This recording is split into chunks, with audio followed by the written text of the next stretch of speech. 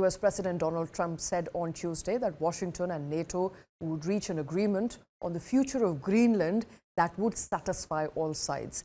However, members of Trump administration warned that the US could impose tariffs on European countries if they refuse to agree on America's demands, keeping pressure on allies growing amid dispute. Take a look. U.S. President Donald Trump expressed optimism Tuesday that a deal can be reached to address his interest in acquiring Greenland, a territory of NATO member Denmark. How far are you willing to go to acquire Greenland? You'll find out. Trump spoke to reporters at the White House before heading to Davos, Switzerland for meetings at the World Economic Forum Wednesday, including with NATO. I think that we will work something out where NATO is going to be very happy and where we're going to be very happy.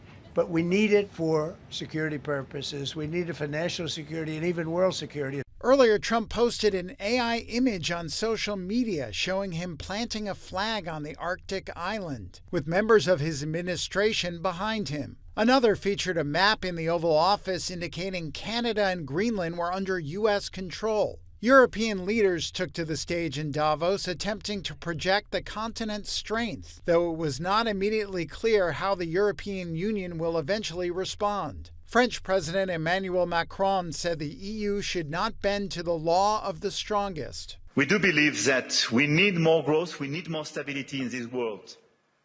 But we do prefer respect to bullies, we do prefer science to plotism, and we do prefer rule of law to brutality. Trump has vowed to impose tariffs on countries that stood in his way. Canadian Prime Minister Mark Carney expressed his disapproval of that approach. Canada strongly opposes tariffs over Greenland and calls for focused talks to achieve our shared objectives of security and prosperity in the Arctic. Meanwhile, U.S. Trade Representative Jamieson Greer explained the administration's rationale. I would say that that is an appropriate use of tariffs. So I have, as you noted, I've gone over the economic rationale for all of this. In the United States, other countries as well, there's a long history of using tools that are at the nexus of economics and national security. U.S. Commerce Secretary Howard Lutnick said if the EU were to retaliate, it would likely repeat the pattern that occurred before the two sides agreed on a trade deal last year. Then we'll be back to a tit for tat, which is how we began, and it will end in a very positive conversation between Donald Trump and Ursula von der Leyen, which is what happened last time. So you can start with a kerfluffle, but in the end, right, the United States and Europe are great allies. Trump's renewed tariff threats against European allies have revived talk of the Sell America trade that emerged in the aftermath of his sweeping tariffs last April. Wall Street's main indexes ended sharply lower on Tuesday, and U.S. Treasuries were sold off. U.S. President Donald Trump said on Tuesday, marking the first anniversary of his return to office for a historic second term, hailing what he described as the 365 accomplishments that took place over the past year of his presidency. The administration released a detailed document outlining these claims, which were highlighted during a press briefing at the White House. President Trump entered the briefing room to applause and said his team had delivered more achievement in its first year than any administration in modern history. He also pointed to military action, border enforcement, economic performance, and foreign policy as key areas of progress. Take a look. We have a lot of accomplishments, and as you know, this is the anniversary, first anniversary, January 20th, and it's been an amazing period of time. We have a book that I'm not going to read to you, but these are the accomplishments of what we've produced. All page after page after page, individual things. I could stand here and read it for a week and we wouldn't be finished, but we've done more than any other administration has done by far in terms of military, in terms of ending wars, in terms of completing wars. And meanwhile, protesters gathered outside Trump Tower in New York on Tuesday, marking 1 year since Donald Trump returned to office.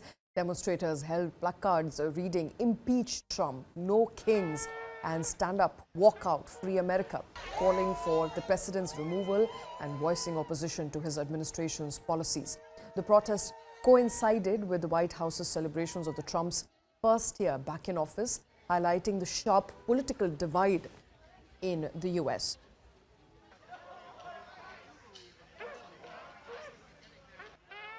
We're talking an inappropriate president.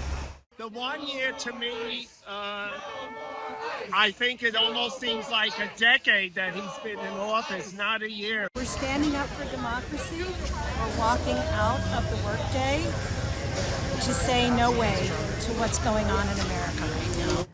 And Donald Trump also said on Tuesday that he's considering involving Venezuelan opposition leader Maria Corina Machado in some capacity in her home country's future affairs, although he did not specify what role she might play. Trump's remarks come during a press briefing at the White House after a recent meeting with Machado, who earlier this month presented him with her own Nobel Peace Prize amid dramatic upheaval in Venezuela. I'm loving Venezuela. They've been working with us so well. It's been so nice.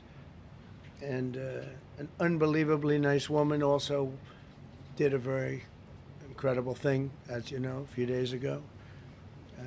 We're talking to her, and maybe we can get her involved in some way. I'd love to be able to do that.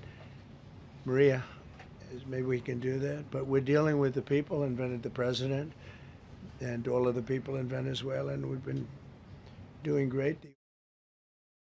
Donald Trump also said he plans to impose a 200% tariff on French wines and champagnes, claiming that the move would pressure French President Emmanuel Macron to join his proposed Board of Peace initiative, which is aimed at rebuilding Gaza. Take a look. US President Donald Trump threatened to hit French wines and champagnes with 200% tariffs. It's an apparent effort to get French President Emmanuel Macron to join his Board of Peace initiative. Trump's initiative would start by addressing Gaza and then expand to deal with other conflicts. But it raises questions about the role of the United Nations, and a source close to Macron said the French president intended to turn down the invitation to join. Oh, did he say that? Well, nobody wants him because he's going to be out of office very soon. So, that's all right. What I'll do is if they feel like Costa, I'll put a 200% tariff on his wines and champagnes, and he'll join. But he doesn't have to join. Macron is due in Davos for the day on Tuesday before a scheduled return to Paris in the evening. Élysée aides have said there are no plans to extend his stay to Wednesday, when Trump arrives in the Swiss mountain resort town. In another shot at the French leader, Trump published a private message from Macron. The French leader's message said he didn't understand Trump's actions over Greenland. Wines and spirits exported to the US from the European Union currently face a 15% tariff. That's a rate the French have been lobbying hard to reduce to zero. The US is the largest market for French wine and spirits, with shipments to the country at $4.4 billion in 2024.